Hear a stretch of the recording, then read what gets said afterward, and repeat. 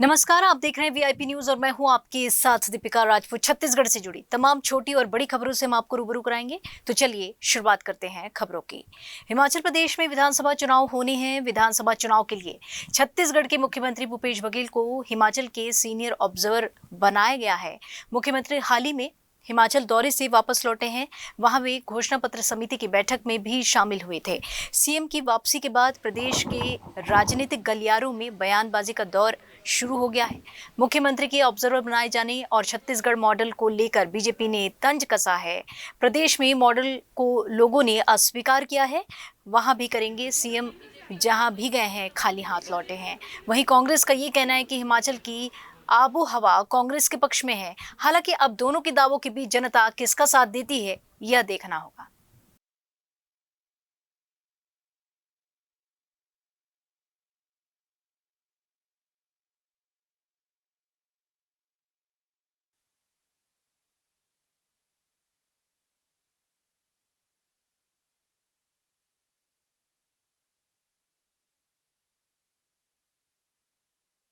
देखिए, जहाँ पर भी भूपेश बघेल जी गए हैं कहीं सफलता नहीं मिली है। सभी जगह से खाली हाथ लौट करके आए हैं और चाहे हिमाचल हो, गुजरात हो, वहाँ भी लगभग वही स्थिति बनेगी, खाली हाथ आएंगे। क्योंकि वो जिस मॉडल को लेकर के जा रहे हैं, जिस बात को कर रहे हैं, लोगों ने अस्वीकार कर दिया है। और छत्तीसगढ़ के अंदर ही यदि हम उनके मॉडल की बात करेंगे तो धरातल इस पर जाएंगे तो बहुत अच्छी स्थिति नहीं है। मैंने विस्तार से इसमें पहले भी चर्चा की है, अभी आगे भी चर्चा करूंगा। लेकिन कुल मिलाकर के जहां भी ये गए हैं वहां भाजपा की सरकार है, वहां तो बनी है, लेकिन कांग्रेस की सरकार है, वहां भी इनका बंटाधार हुआ है, बचाने में सफल नहीं हुए हैं। हिमाचल प्रदेश में तो अब इस बार दूर से दिखाई दे रहा है कि सरकार कांग्रेस की बनने वाली है। सौभाग्य से माननीय मुख्यमंत्री जी को सीनियर ऑब्जर्वर बनाया गया है और माननीय मुख्यमंत्री जी वहां कोऑर्डिनेट करने की लगातार कोशिश कर रहे हैं। हमें लगता है कि हिमाचल की आबो हवा कांग्रेस के पक्ष में। और इधर जांजगीर चांपा जिले के थाना पामगढ़ में पदस्थ आरक्षक रज्जू टंडन द्वारा थाना पामगढ़ में बंद आरोपी को हवालात से छुड़वाने के प्रयास में किया गया हंगामा उसे महंगा पड़ा। आरोपी आरक्षक ने थाने में अपने भाई आरोपी साहिल टंडन को छुड़वाने के लिए अपने परिजनों के साथ मिलकर जमकर हंगामा किया था। साथ ही वहां उपस्थित थाना प्रभारी और अन्य कर्मचारियों से गाली गलौज भी की थी। मामले की पुष्टि होने पर एसपी ने आरक्षक रज्जू टंडन को बर्खास्त कर दिया है। और बता दें कि बर्खास्त आरक्षक के भाई को अपहरण और दुष्कर्म जैसे गंभीर अपराध के कारण गिरफ्तार किया गया है।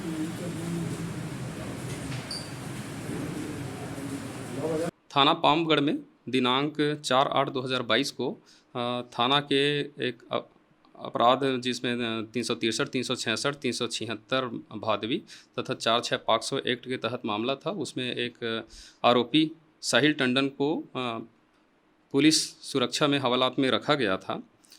उसका भाई आरक्षक रज्जू टंडन उसी थाने में पदस्थ है, जो रात को आया और जो मुलजिम सुरक्षा में प्रधान आरक्षक राजस कोसले एवं अन्य स्टाफ लगे हुए थे, उनसे मेरे भाई को हवालात में क्यों रखे हो यह कहकर अभद्र व्यवहार करने लगा, उनके साथ गाली गलौज करने लगा और मारपीट पर उतारू हो गया। इस कदाचरण के लिए और अनुशासनहीनता के लिए आरक्षक की प्रारंभिक जाँच राजपत्रित पुलिस अधिकारी से कराई गई, जिसमें प्रमाणित पाया गया कि आरक्षक रज्जू टंडन के द्वारा पुलिस जैसे अनुशासित विभाग में रहते हुए भी जो मुलजिम सुरक्षा में लगे हुए स्टाफ हैं उनके साथ गाली गलौच धक्का मुक्की की गई और जो मुलजिम हैं उसको हवालात से पुलिस सुरक्षा से भगाने का प्रयास किया गया।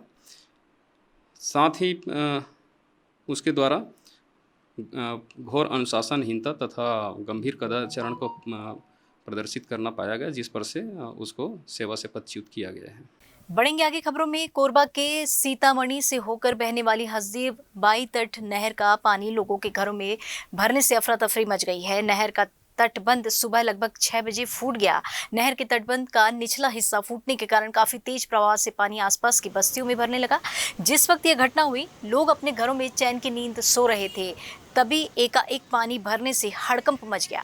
घटना की जानकारी होते हुए वार्ड 8 के पार्षद सुफल दास महंत अपने सहयोगियों के साथ पहुंचकर बचाव और राहत कार्य में जुट गए।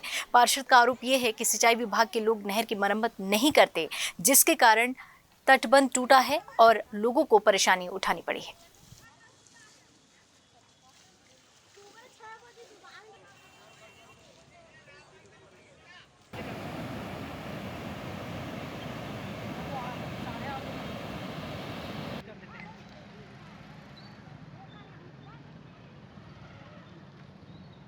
अभी नहर के टूटने के संबंध में सूचना सुबह प्राप्त हुई थी 8 बजे के आसपास। मौके में देखे अभी 50 घर कम से कम उसमें प्रभावित हैं, ऐसा जानकारी प्राप्त हो रहा है। जल स्तर लगभग पूरा कम हो चुका है।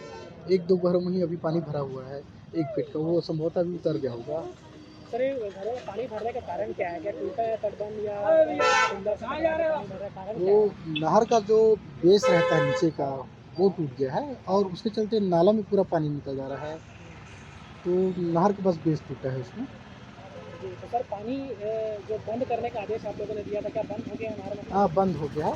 सिंपल जो 8 किलोमीटर का चूँकि बैराज दूरी है, वो जो फ्लो वाला पानी है वो भी आ रहा है, बाकी बंद कर दिए हैं। तो बचाव कार्य में सब किस तरह से आप लोग सहयोग कर रहे हैं, क्या क्या कर रहे हैं? अभी राजस्व की टीम, नगर निगम की, पुलिस की और एसडीआरएफ की टीम लगी हुई है अभी राजस्व आपदा में। बीते दिनों से हो रही लगातार बारिश राजनांदगांव के लोगों के लिए आफत बनकर सामने आई है। लगातार हो रही बारिश की वजह से नदी नाले उफान पर हैं। वहीं बैराज से भी 40,000 क्यूसेक पानी छोड़ा गया है, जिसके बाद शहर की निचली बस्तियों में पानी भर गया है। सड़कें जलमग्न हैं, गाड़ियां पानी में डूब चुकी हैं और लोगों के घरों में बारिश का पानी भी घुस चुका है। लोग रात भर पानी में बैठकर जीवन गुजार रहे हैं। हर बरसात से पहले निगम प्रशासन नालों सहित नालियों की सफाई करता है और इस बार भी दावा किया गया कि पर्याप्त तैयारी बरसात को लेकर निगम ने कर ली है, लेकिन 1.5 महीने की बरसात के दौरान कभी नहीं लगा कि निगम ने जमीनी स्तर पर कोई तैयारी की थी।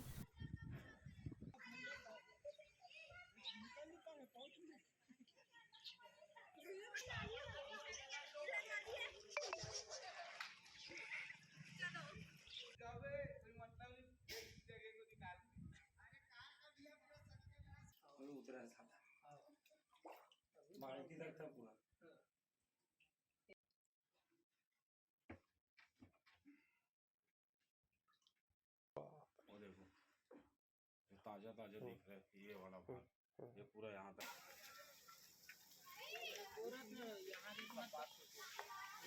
शाम से पानी पूरा भर गया घर के अंदर और रात भर ना सोए हैं, ना खाए, ना कुछ किए हैं और बच्चे लोग पूरे पानी में ही हैं। अभी हम बाजू वाले घर में आके बैठे हैं और अभी भी कोई गुंजाइश नहीं कि पानी निकल पाएगा कि नहीं निकल पाएगा। ये ऐसी स्थिति हमें से फिर से अभी हुई है, 5-6 साल के बाद फिर ऐसी स्थिति हो चुकी है। ये कल शाम से भरा हुआ है और कम हो चुका था, पर वो फिर से भर गया है। 4 बजे से हम लोग, मतलब मेरे घुटने के ऊपर तक पानी आ रहा है। मेरी आज स्कूल थी, वो भी मेरी मिस हो चुकी है और मेरी थोड़ी बहुत बुक्स भी जो है वो भीग करके गीली हो चुकी है। हमारे जो दूसरे चीज़ के मटेरियल्स थे वो भी सारे भीग चुके हैं। बहुत नुकसान हुआ है हमारा। प्रशासन को खबर किए हैं, लेकिन अभी तक कोई वहाँ से उनके प्रतिनिधि कोई आए नहीं है, न कोई खबर ली जा रही है हमारी।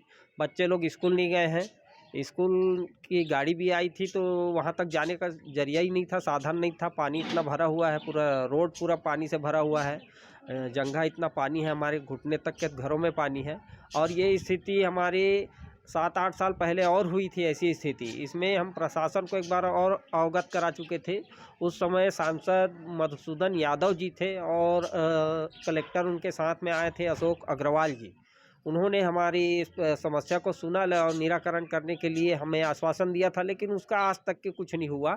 और हम उनको बताए थे कि इसका मुख्य कारण क्या है। इसका मुख्य कारण है कि जो हमारे ढाबा रोड पे शिवनगर पे जो पुल बना हुआ है, उस पुल को गोल पुलिया वाला बनाया गया है, जबकि उसको गोड़ा वाला बनना था, जिससे जो पानी थमा हुआ है, जो इधर आकर के पूरा मोहल्ले में घुस रहा है, घरों में लोगों के, ये नहीं घुसता। गोड़ा वाला ना बना के उसको पुलिया वाला बनाया गया है। और उसी प्रकार से खैरागढ़ रोड पे चिखली थाना के पास जो पुलिया है, ये नाला जो है 2 पुलिया को एक क्रॉस करती है, ये दोनों जगह थम जाता है, पानी निकल नहीं पाता, निकासी हो नहीं पाती, क्योंकि ये पुलिया वाला बना हुआ है। 5-6 सालों के बाद पहली बार इतनी तेज़ बारिश हुई है, और तेज़ बारिश आने पे चूँकि बारिश तेज़ होने के कारण नाला सारे ज़मीन पूरा ओवरफ्लो हो रहा है, और ऐसी परिस्थितियों में हम कहीं उस पे ज़्यादा सहयोग नहीं कर पा रहे हैं, क्योंकि हमको निकासी की में पानी में दिक्कत हो रही है। ड्रेन सिस्टम है, पर वो एक निश्चित पानी के लिए होता, बहाव के लिए होता, लेकिन प्राकृतिक आपदा जब आती है और जब लगातार तेज़ पानी गिरता है, तो वैसे समय परिस्थितियों से लड़ने में दिक्कत होती है, और यही कारण कि लोगों के घर में पानी का भराव है।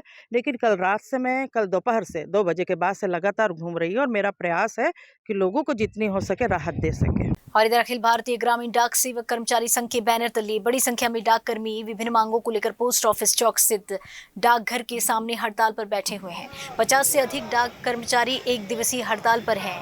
हड़ताल के चलते डाकघर के सारे काम जो हैं वो बंद पड़ गए हैं।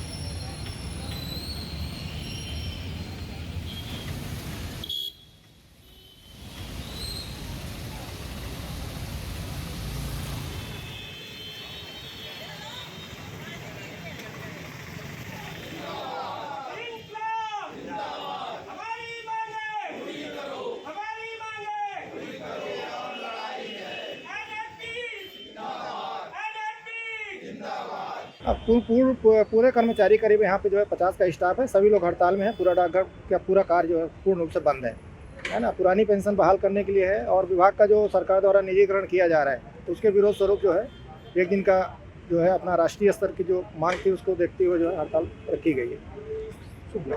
KP तिवारी। बढ़ेंगे अगली खबर की ओर। तो भाई बहन के स्नेह का प्रतीक रक्षाबंधन का त्योहार 11 और 12 अगस्त को मनाया जाएगा, जिसके लिए प्रदेश भर में बाजारों में रौनक देखने को मिल रही है। राजनांदगांव शहर की अगर बात करें तो राजनांदगांव शहर में भी राखियों का बाजार गुलजार है। दुकानों में बदलते ट्रेंड के हिसाब से रक्षा सूत्र उपलब्ध हैं।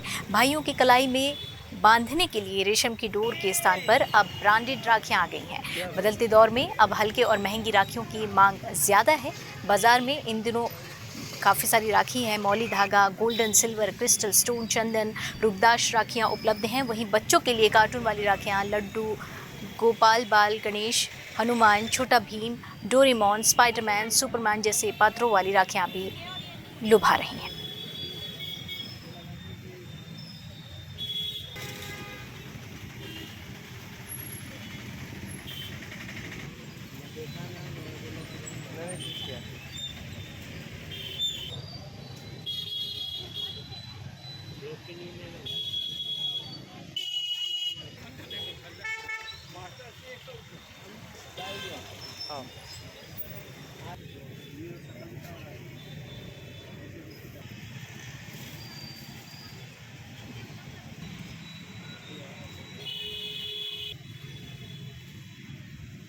कल रक्षाबंधन का त्यौहार है, तो हम भाई बहनों का एक मिलन का त्यौहार है।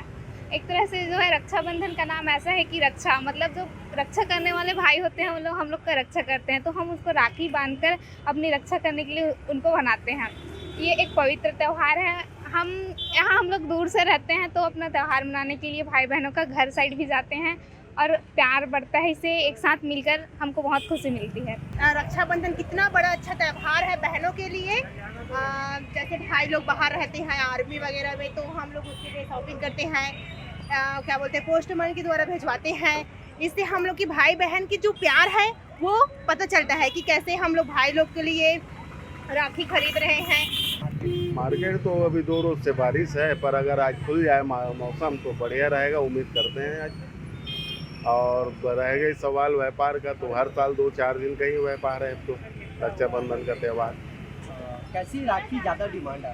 अभी तो ठीक है, अभी जैसे चल रहा है हिसाब से मार्केट 10 रुपये से लेके 300 रुपये तक के राखी आ रहे हैं अभी बाजार में। बहुत बढ़िया है, बहुत बढ़िया है। नए बच्चों का कार्टून वाली राखी है, और लाइट वाली राखी है, घड़ी वाली राखी है, अनेक प्रकार की राखियाँ हैं अभी तो।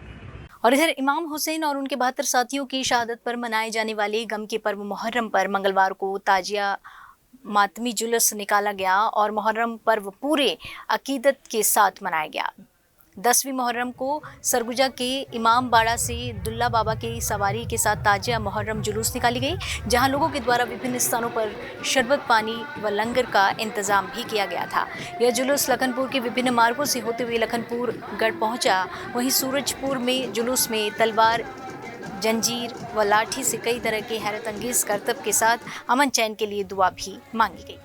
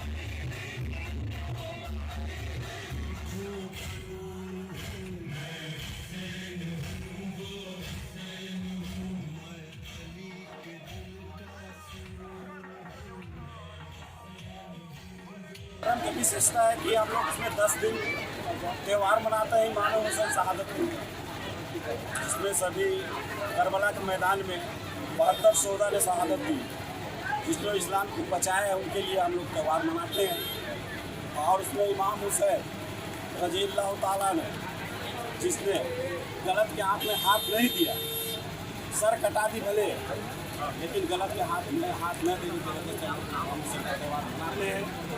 और हिंदू मुसलमान सब एक साथ मनाते हैं। इसमें जितना आस्था हमारी है उतना हम हिंदू का भी है। कितने साल से परंपरा चलती आ रही है? परंपरा बाप दादा खास चलता 1400 साल हो गया। प्रतापपुर में कब से ये हो रहा है? प्रतापपुर हम लोग जानते हैं, मेरा उम्र 50 साल होने जा रहा है, उससे पहले से होते आ रहा है। रुक करेंगे अगली खबर की ओर। तो सूरजपुर में तंत्र मंत्र के सारे गड़ाधन पाने की लालच में सेंट्रल बैंक के कर्मचारी समेत 14 लोग ठगी का शिकार हो गए। मामले में 4 लोगों ने मिलकर 14 लाख रुपए की ठगी की है। आरोपियों ने सेंट्रल बैंक सूरजपुर में बीसी का काम करने वाले अभिषेक सिंह नाम के कर्मचारी को जमीन में गड़ाधन दिलाने के नाम पर मोटी रकम ऐंठी है। पुलिस ने मामले में 3 आरोपियों को गिरफ्तार कर लिया है। वर्ष 2018 से प्रदीप गोयल और रागिनी गोयल, जो कि दोनों पति पत्नी हैं, सूरजपुर में जेलपारा निवासी प्रदीप अवस्थी को बिजनेस शुरू करने के नाम से 7,90,000 रुपये की ठगी किए थे, जिसमें वर्ष 2020 में थाना सूरजपुर में अपराध पंजीबद्ध किया गया था, जिसमें लगातार आरोपी की पतासाजी की रही थी। जो आज दिनांक को रागिनी गोयल को उत्तर प्रदेश आगरा से गिरफ्तार कर लाया गया है। आरोपी का पति जो है फरार है, जिसकी पतासाजी की जा रही है। और अब देखिए विश्व आदिवासी दिवस पर छिड़ी राजनीति के मुद्दे पर हमारा यह खास कार्यक्रम सुभाष की बात। नमस्कार दोस्तों, मैं चूंकि छत्तीसगढ़ में रहता हूं और छत्तीसगढ़ आदिवासी बाहुल्य राज्य है। आज विश्व आदिवासी दिवस। छत्तीसगढ़ में चूंकि आदिवासी बाहुल्य है, इसलिए एक आदिवासी राजनीति भी है।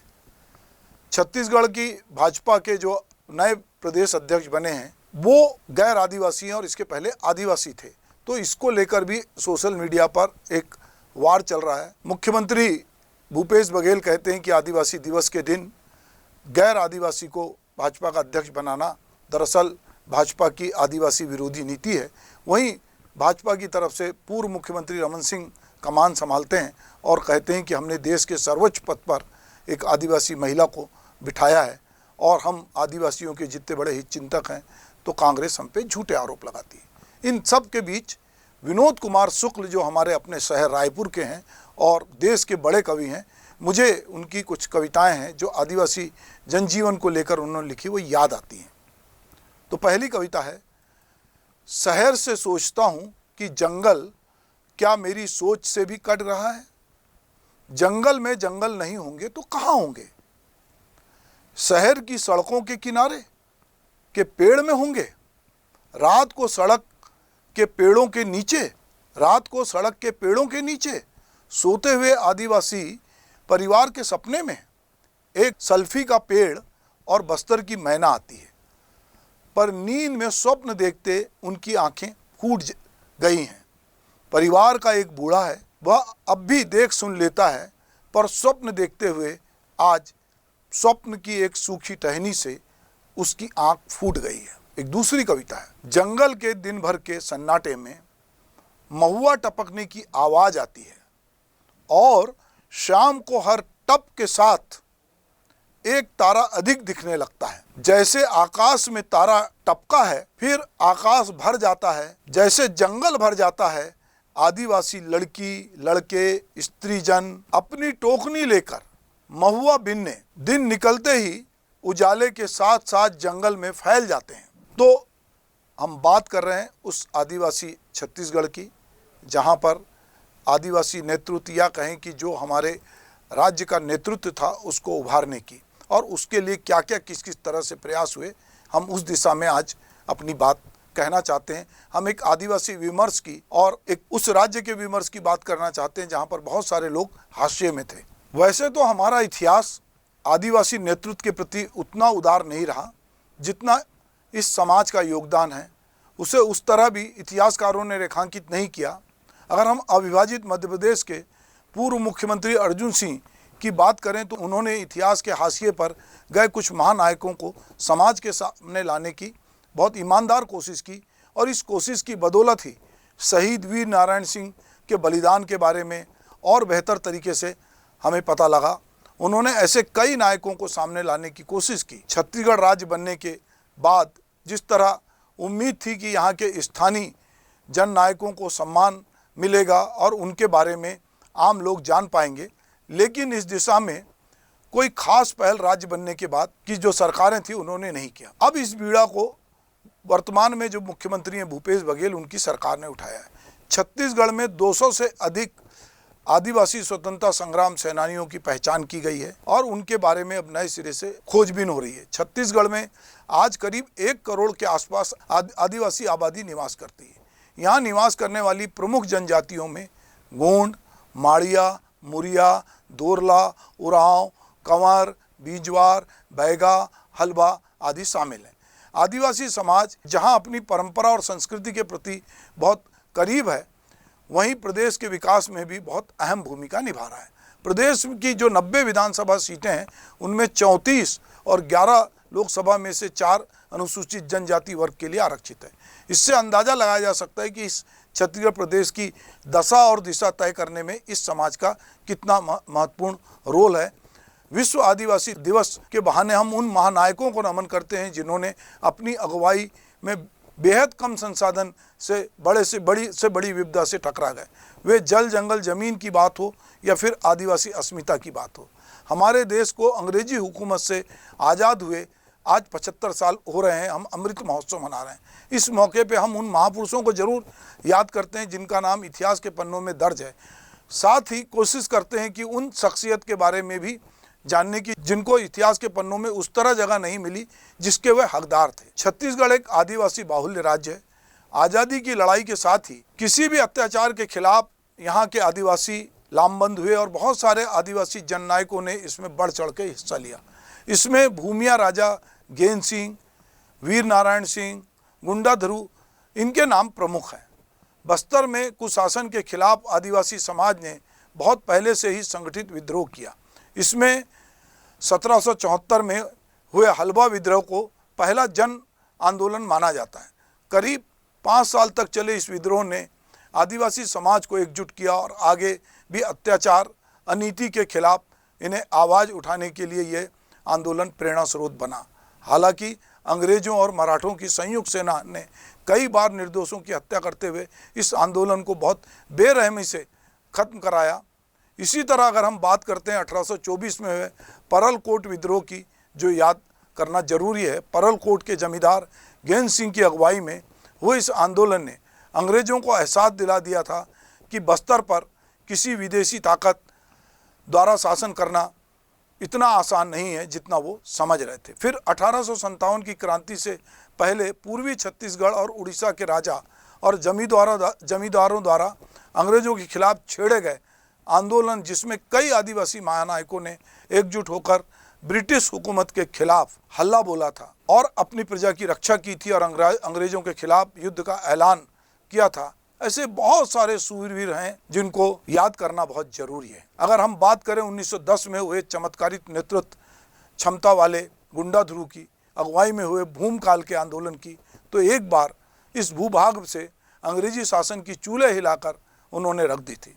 इस आंदोलन को दबाने के लिए अंग्रेजों ने कई तरह की धूर्तता की और समझौते के बहाने धोखा देने से भी वे बाज नहीं आए। हालांकि गुंडा ध्रुव जैसे महानायक कभी भी अंग्रेजों की पकड़ में नहीं आए और ये रहस्य अभी तक बना हुआ है कि वो कहाँ चले गए। दोस्तों, छत्तीसगढ़ बने 22 साल हो रहे हैं। जैसा कि यहाँ पे मैंने अपने विश्लेषण में आपसे कहा कि छत्तीसगढ़ में आदिवासी जो नेतृत्व था उसका योगदान बहुत पहले था और उसको जीवंत बनाने के लिए सरकार ने एक म्यूजियम बनाने की पहल की है, जिसमें 1774 के हलवा विद्रोह से लेकर तमाम आंदोलन के बारे में जानकारी मिलेगी।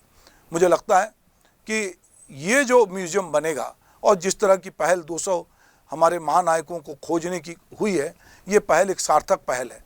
दरअसल हम जिस जगह रहते हैं वहाँ की जल, जंगल और ज़मीन पर जिनका हक होना चाहिए, जो बात विनोद जी अपनी कविता में कहते हैं, जो हमारे आदिवासी जन नायकों ने कहा है, वो हक उन्हें मिलना चाहिए।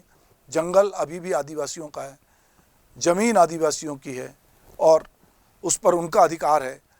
तो ये जब अगर एक सोए हुए आदिवासी परिवार के सपने में यदि सल्फी का पेड़ आता है और बस्तर की मैना आती है, तो समझ लीजिए कि ये हमारा जो अंचल है वो सुरक्षित है। यदि ये मैना गायब हो जाएगी, सल्फी का पेड़ गायब हो जाएगा और उनके सपने गायब हो जाएंगे, तो हम जिस धरा पे रह रहे हैं वो एक सीमेंट का जंगल में तब्दील होते उसको देर नहीं लगेगी।